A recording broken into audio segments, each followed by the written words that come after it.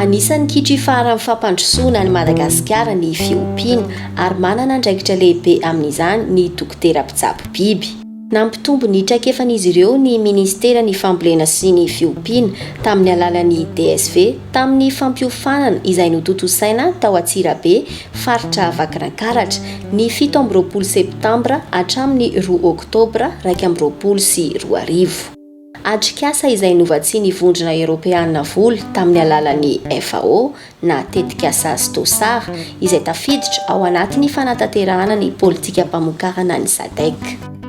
Zany fisantarana ny fanomezana fiofanana ho an'ireo veterinera voafantana amin'ny fanaovana ny fanaraha-maso ny aretina na aretim-biby eto Madagasikara. Izany fiofanana zany dia ny famerenana hoe inona daholo ny aretina izay ho araha-maso ary ny faharoa fampianarana azy ireo mba ahafahana hampiditra anatin'ilay tablety ilay information mikasika an'izay. Mahanika mba mahazo zany tsika anatin'ny temps réel ny fotoana fohy zany ny tranga rehetra izay misy eto Madagasikara ka zany dia angonina aty au niveau aty amin'ny fotony ny ahafahany aty indray manapa-kevitra ilainy io zany natao hoe réseau d'épidémiosurveillance vétérinaire mba ahafahana manehy mba tsy paritany aretina zany amin'ny toerana anankiray ihanika ny Madagasikara ray manontolo.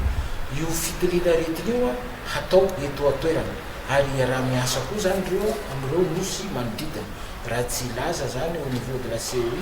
misy koa zany zay fiaraha-miasa zay fanaraha-maso satria hitantsika fa mivezivezy ny olona vezivezy koa ny vokatra indraindray zany fivezivezeny zany zany miteraka fivezivezeny aretina. Iaraha-miasa koa zany izy io eo anivony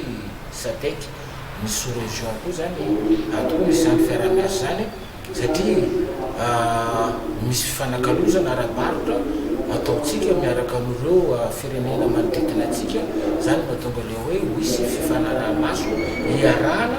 mba ahafahana hoe tsy zany fikalozana ara-barotra zany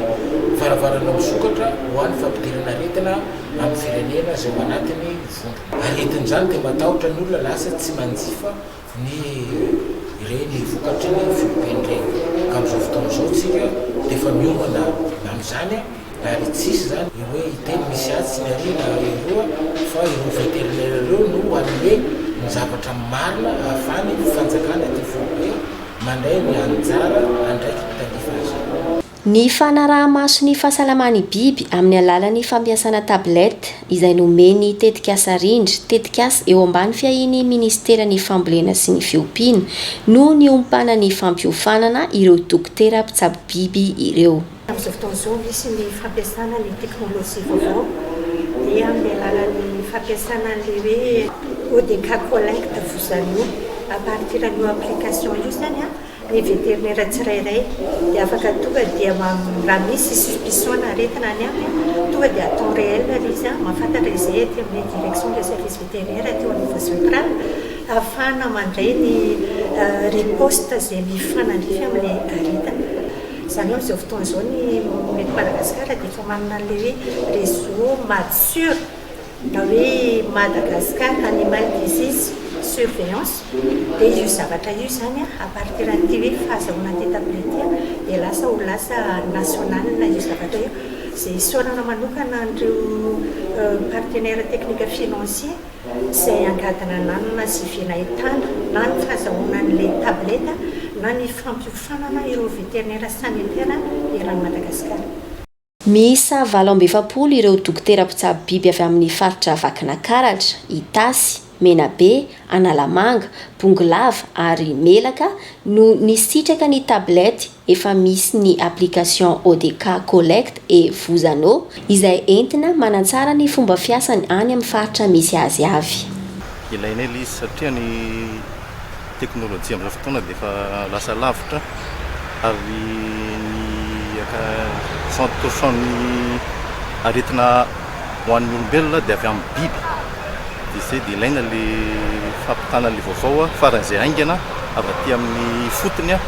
amin'ny teknôlôjia voalohany fahasalaman'ny biby. Atao hoe tena mety izy ary tena ilainay dokotera veterinera izay miasa any amin'ny ambanivohitra any lavitra zavatra vaovao tsara ilainay ampiarina amin'ny asanay andavanandro nafana nanao partage ny samy vétérinaire mety olana nisy any anivofaritra misy ny tsirairay avy nahitana ihany koa tao rappel ny amin'ny zay asa efa fanaonay andavanandro moa amin'ny maha hoe tompon'andraikitra fahasalaman'ny biby ahafahana koa mafe ny fahasalaman'ny biby izay mety hamindrany amin'olona ny zoonose moa zany dia akoatra ny hoe impact amin'ny fahasalaman'olombelona eo ihany koa ny impact économique grave noho ny fisian'ity teknôlôjia vaovao ty dia mety hoaingana kokoa ny fandehanan'ny information avy aty aminay vétérinaire sanitaire. Fisantarana ny fampivondronana ireo dokotera mpitsabo biby avy amin'ireo faritra ireo ny tao Antsirabe fa mbola hitohy any amin'ny faritra hafa izany.